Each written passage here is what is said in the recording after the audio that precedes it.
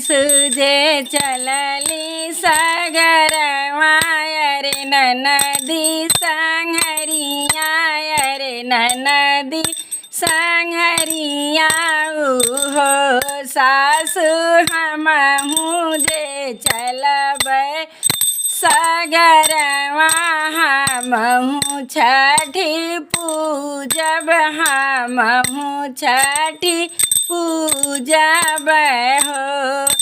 सासु मोरी बोलहु ना पावे नदी हंसी बोले नदी हंसी बोलाई हो।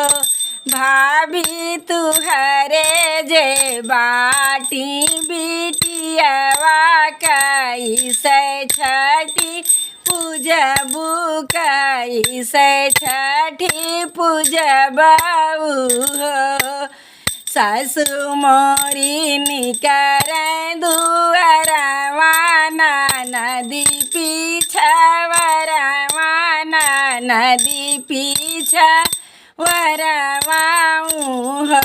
सखिया हनी जाली बजार केवड़िया बोलाए नाही खोलाए बोलाए नाही खोलाई हो।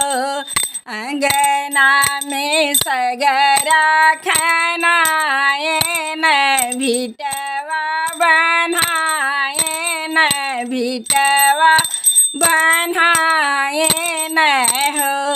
सखी मटिया के पुतरा बनायो आंगन छठी पूजो आंगन छठी पूजन हो। मटिया के पुतरा बनाए न मुहवा धोवाए न मुहवा धोवाए न हो। सखिया कजरा के लिहो कजरा वटाया खिया काजर दिहलो पुतरवा के काजर दिहले न हो।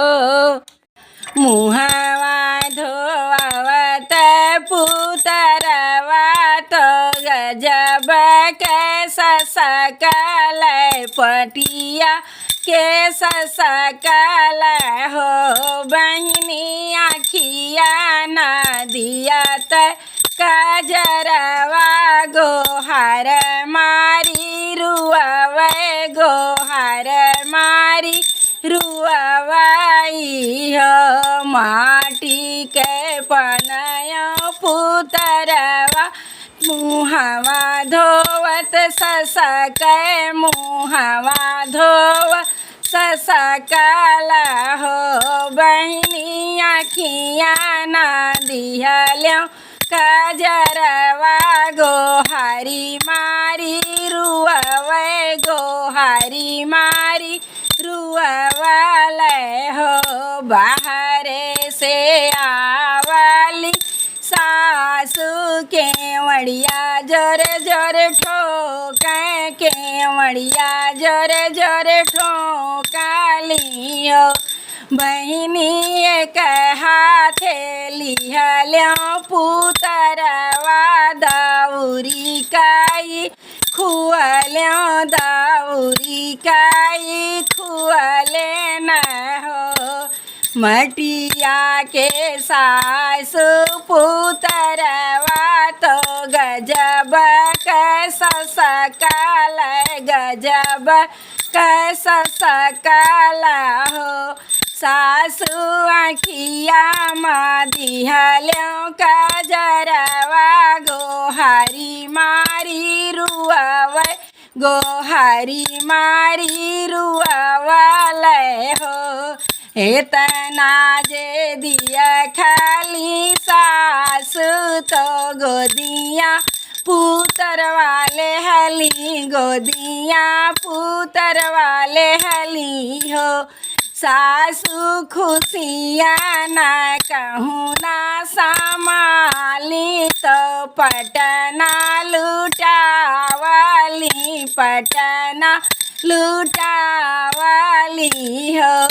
सासु भैलिनी बहुताई खुशी पटनवा लुटावे पटनवा लुटावेली हो। बाहरे से आवे नदिया तो देखत खुशी न भाई देखत खुशी न भाई हो। बहिनी जोरे जोरे नाचली ना नदिया कंगनवा ने गवा मांगई कंगनवा ने गवा मांगली हो।